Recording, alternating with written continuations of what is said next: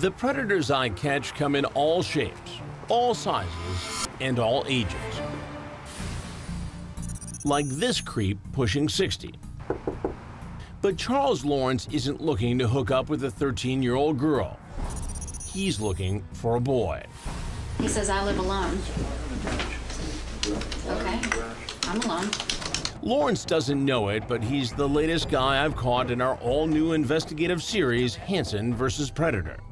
We have to have just at least one more communication. We're working with the cooperation of Fairfield, Connecticut Police and Tetrad Corps, an online predator watchdog group. So that's it.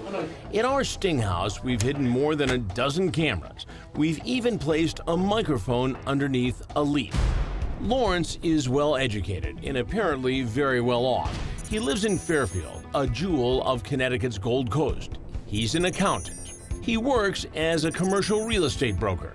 And get this, he lives only 2,000 feet away from our sting house, a quarter mile he probably wishes he never traveled.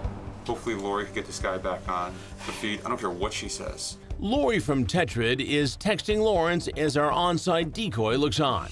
On social media, Lawrence calls himself an 8x6 guy. The decoy clearly tells Lawrence his age. How old are you? Swear you won't report me? Of course not. 13. But when the decoy reveals his supposed age, Lawrence immediately follows up with what seems to be either concern or some unrecognized intuition. Are you a cop or involved in law enforcement? LOL. Really? Gotta be careful. Yeah, man, I get it. The conversation quickly becomes sexually charged. I had sex with my ex-girlfriend, nothing with a guy. Gotcha. But you like guys better now? Never tried it, but being with my girlfriend was really awkward. Maybe you need a good teacher. Yeah, you know one? You're talking to him. LOL. School is in session.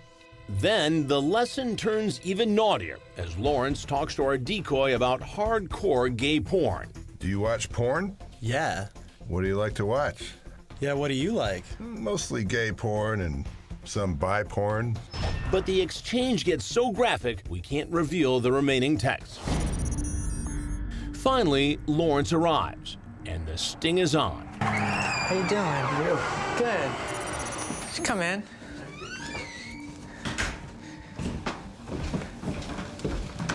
All the lights on.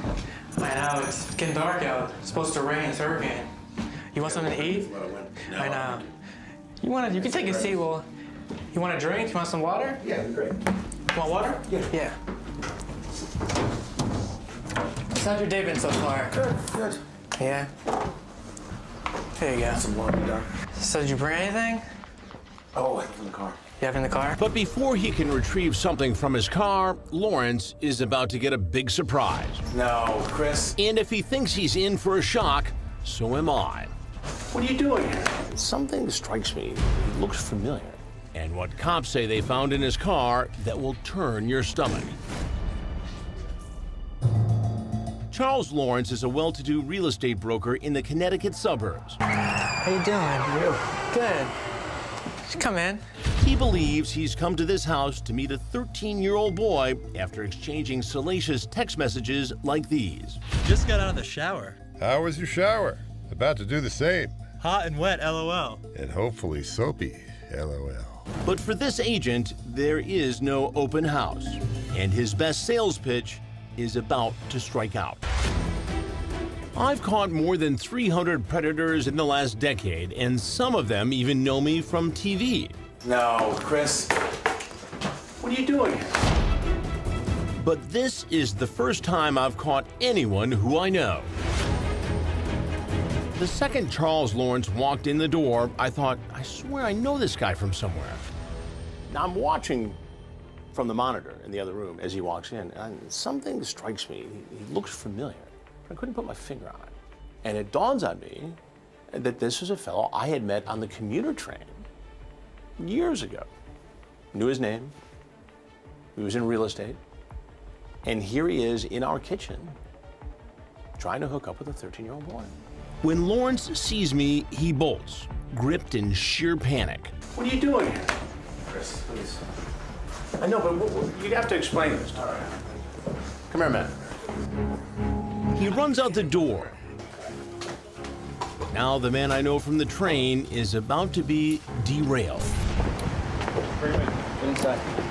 The Fairfield cops nab him in the driveway. They slap the cuffs on him and take him into the garage. Do you have any weapons on? No. Anything that's gonna hurt us? No. Needles? No. He's put into the back seat of an unmarked car and taken to police headquarters.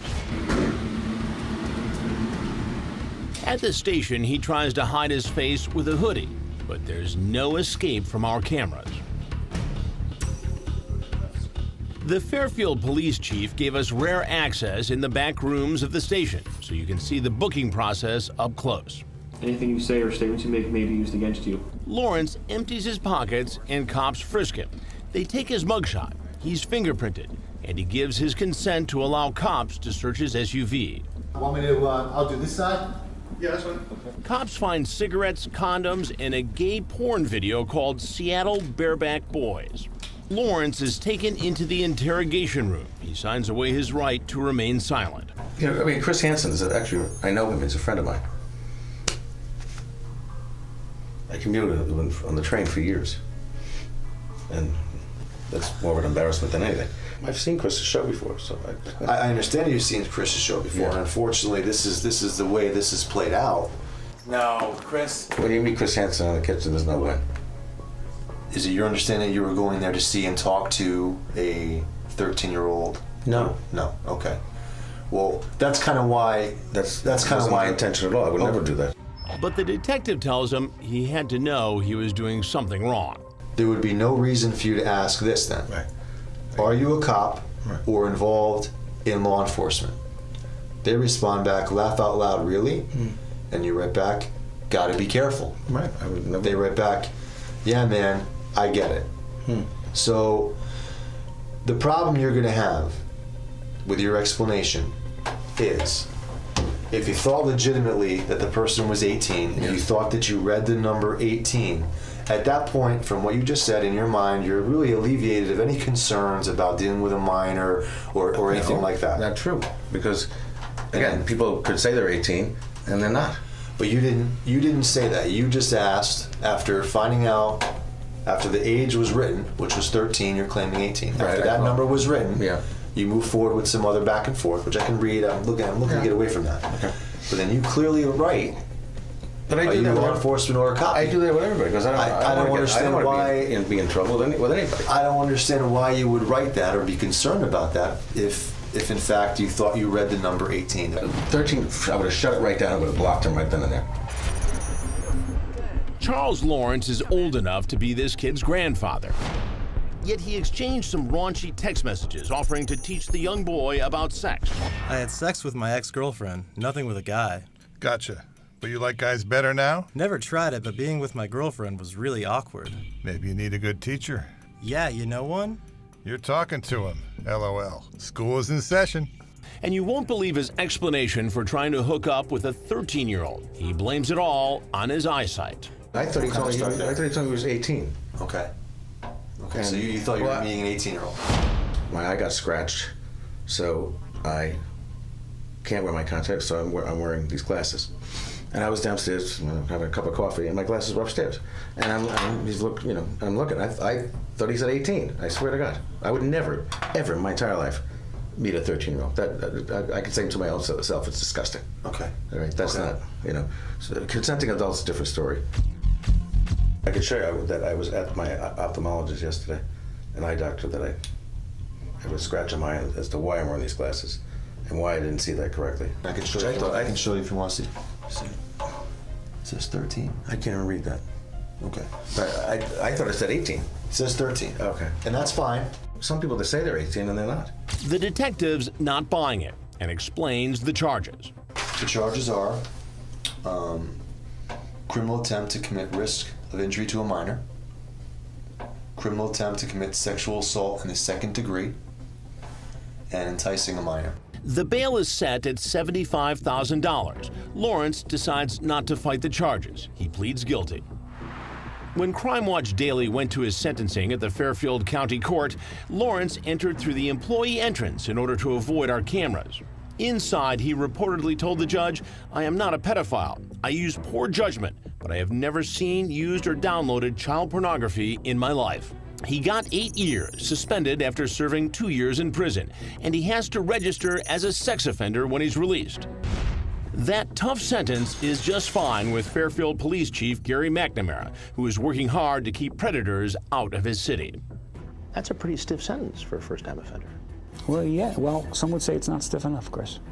Some would say it's not stiff enough. But certainly that should send the message out that we all know what the intent was, what the reason for the visit was, and he's held accountable for it.